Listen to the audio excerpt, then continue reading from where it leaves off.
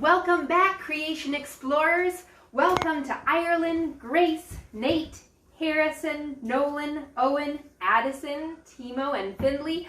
Welcome to Clara and Iona. I'm Hydrogen, and here we have the science sheet. Oh yes, I cannot wait to talk about what we are learning about today. We have plants and fruit and earth and seeds and oh my goodness. All right, science sheet, I'm glad you're excited, but calm down for just a little bit because I'd like you to read our Bible passage for us. Oh yes, of course. So let's start in Genesis chapter 1, verse 9. All right, here we are, science sheet.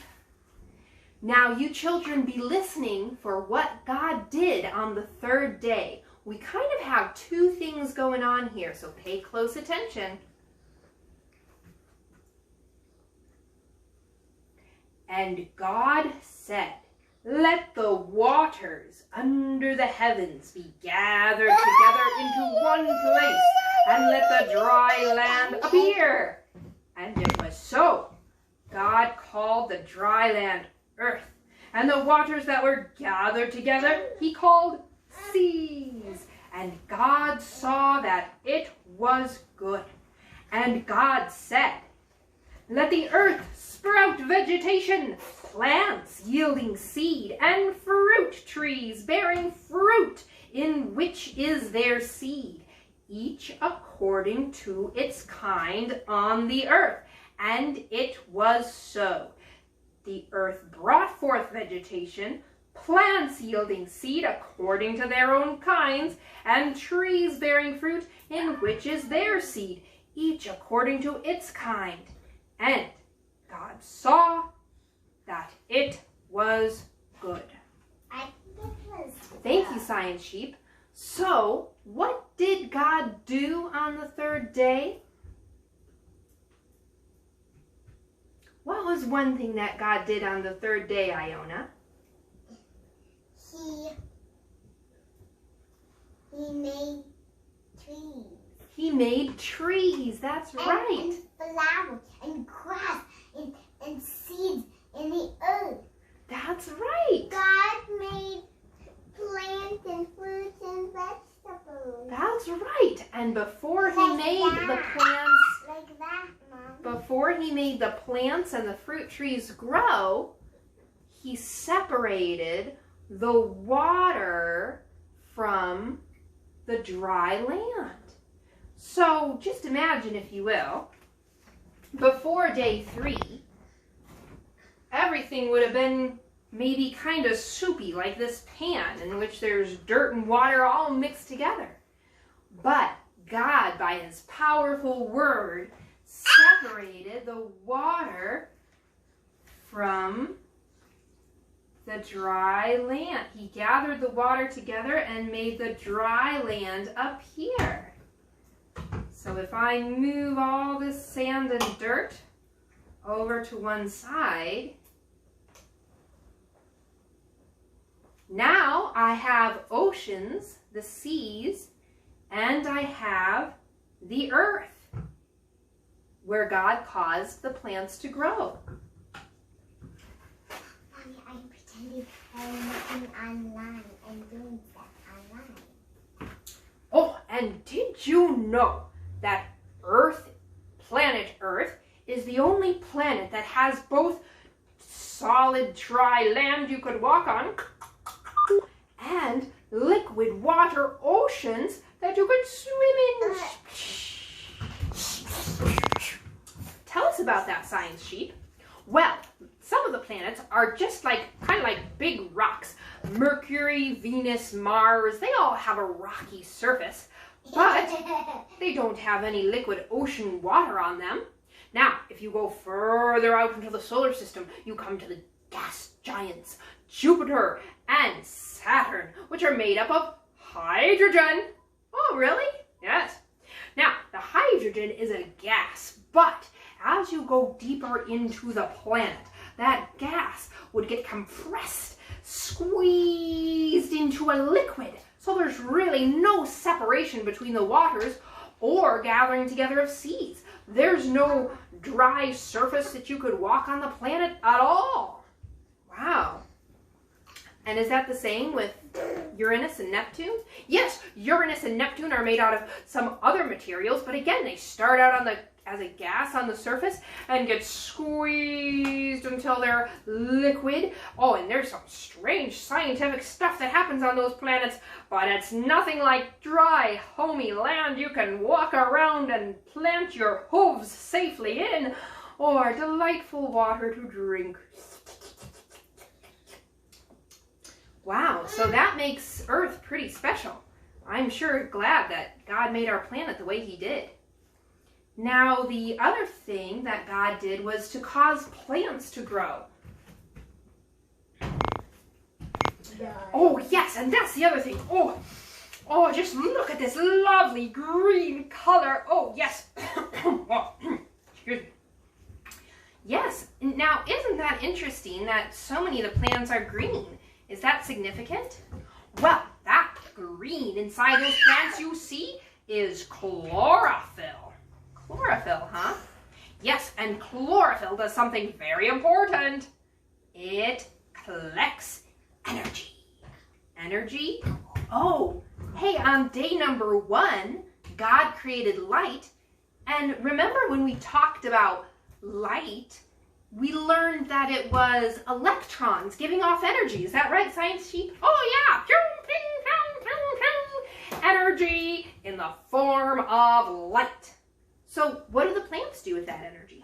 Well, their chlorophyll can capture that energy and use it to turn water, which they suck up in their roots, and carbon dioxide, which they seep in through their leaves, to make sugar. Sugar? But plants aren't sweet like candy, Science Sheep. Oh, I know. It's a different type of sugar. But all plants have that energy, and they use it to grow, because all living things need energy. Oh, yeah, so the plants get their energy from the sunlight, and they turn it into sugar that they can use to grow. That's right, but not only that, also, who do you think eats the plants? Sheep. Yes, sheep and other animals and people all eat plants. What is your favorite plant to eat? I'm sure you have some plants that you eat. What's your favorite plant to eat, Clara? Strawberries. Watermelon and mango. Oh, yes, those are lots of good plants. What's your favorite plant to eat, Iona? Mango. Mango, yes. And also peach too. so when we eat the food with those different kinds of sugars in it, does that give our bodies the energy that the plants got from the sun? Yes, that's right. Only, remember, the sun wasn't created yet. Oh, yes, but there was light, wasn't there? Yes, yes. So when you eat the plants, those sugars go inside you, and then your body is a little furnace to turn those sugars into energy that you can use to move. Everybody, wave your hands. You just used energy to wave your hands. You wouldn't have that energy if you didn't have food to eat. Wow, well, I'm so glad that God created plants. And did you know that God actually gave plants to us as a gift? Yes, so let's read a little bit further on. After God also creates people and animals, he gives the plants to them to eat. Right here in verse 29. And God said, "Behold, I have given you every plant yielding seed that is on the face of all the earth, and every tree with seed in its fruit. You shall have them for food. And to every beast of the earth, and to every bird of the air, and to everything that creeps on the earth, everything that has the breath of life, I have given every green plant for food." And it was so. God really is a loving God to create this wonderful gift of plants and then to give them to us to eat. Now, let's think for a minute. There was all these plants that God made for food. But if the people and animals ate them all up, how come they are still plants today? See if you can think about that for a minute, Creation Explorers. How come we still have plants if they get eaten up? Seeds. Seeds? What's important about seeds? They grow plants. Seeds grow into more plants. So God gave plants the ability to reproduce themselves. Or you could get some from the grocery store. But the grocery store also gets them from seeds that grew into plants on farms. And that's one thing the Bible means when it says after its kind. The plants produce after their kind. Oh, let's cut some of these things open and see the seeds inside. All right, let's see if you can spot the seeds. Here's a cucumber. Do you see any seeds in there? Nice. Yeah, I see some seeds. I see 2 seeds. Little seeds in there. How about an avocado? That would be so much easier.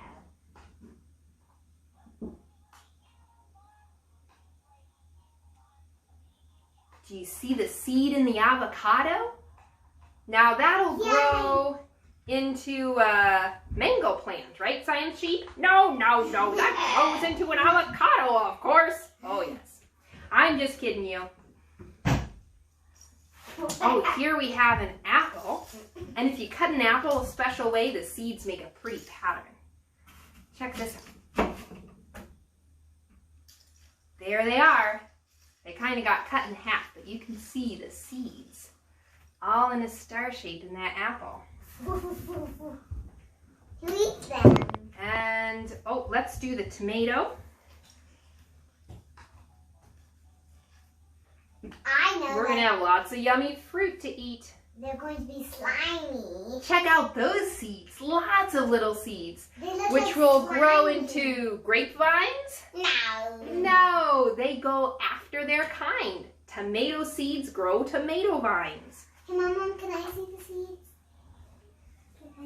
Ew, those. And here we have my favorite plant to eat, which is a peach. And inside there's a peach seed.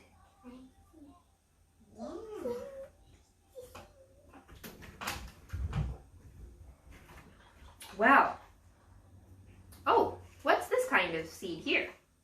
Oh, look at that delicious looking plant. Ugh, that doesn't look delicious to me, Science Sheep, but it is a seed pod that will grow into a beautiful flower. But it doesn't look beautiful now, does it? Well, I guess not. But that's one thing that we read about in the creation, the fall, and the promise. Yeah. How sometimes in order to make seeds, flowers need to die. Oh, and what about, here's something. Is this a seed? Oh, that's my wheat seed. Your wheat seed? Yeah, my little wheat seed. I call him Kearney the Colonel. Oh, hello, Kearney the Colonel. Let's see if we can show you to our online friends. Do you see that tiny little seed?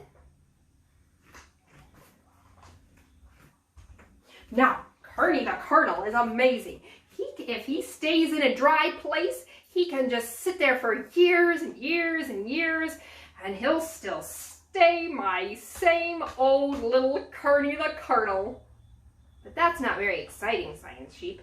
What if we want him to grow into a plant that makes more kernels so that we can grind them into flour and bake them into bread? Oh, well, I don't like to think about that, but in order to do that, you have to put Kearney Colonel in the ground. Well, I have a little pot of earth here. Let's plant him. I'll make a little hole. I'll put Kearney the Colonel in the hole. Cover it up again.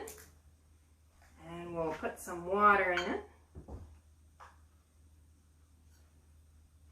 There. Goodbye, Kearney. It was nice knowing you. I'll never see you again.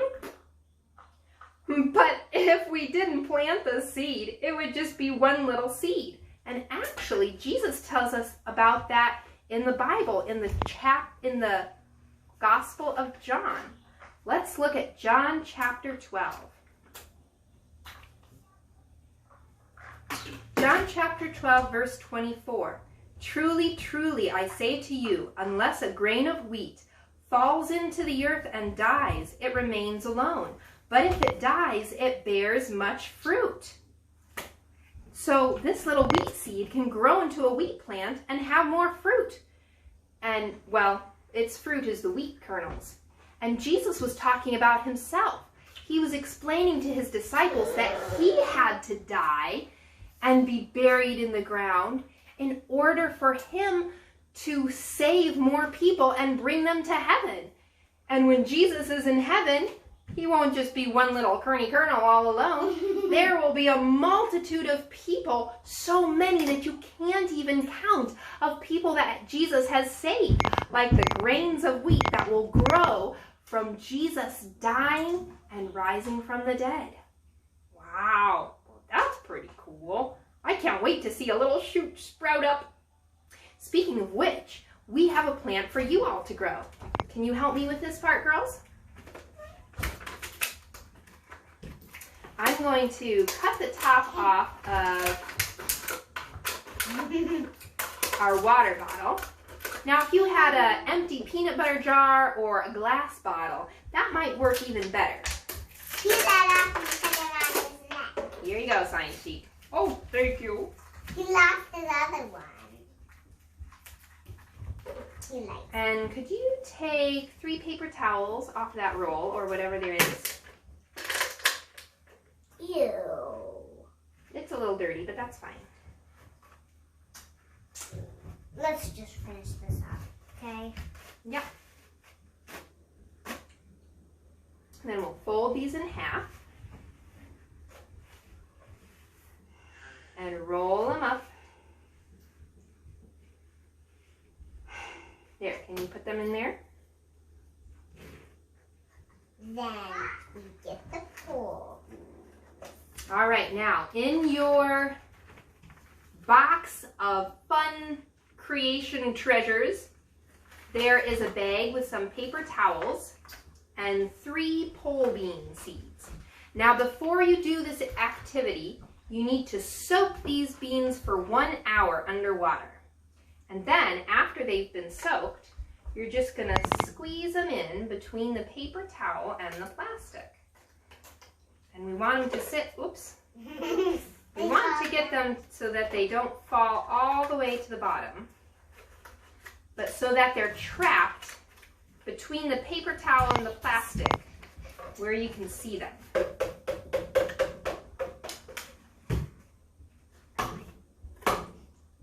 Kind of like that. And then you pour water in there and get the paper towel all nice and damp. Keep it nice and damp with a spray bottle or by pouring water in. And pretty soon you'll be able to see some shoots coming out in maybe just a day or 2. Well, creation explorers, I'm glad that we got to talk about earth and plants today. And I hope that you have fun exploring all of the amazing different kinds of plants that you have in your own backyard or maybe even in your refrigerator. And in your lab booklet, you have, again, a space where you can draw a plant. Find a plant and look at it while you draw it so you can really pay attention to the color and the shape of what you're drawing. Again, you can copy your Bible verse and color your coloring pages. Don't forget to practice your hymn verse and your Bible verse, and to decorate your bag with a button and a scrap of cloth. Maybe you could cut something that looks like a leaf and glue it onto your bag. Well, have a wonderful week. Go in peace and rejoice in God's wonderful creation of earth, seas, and plants. Bye. Bye-bye.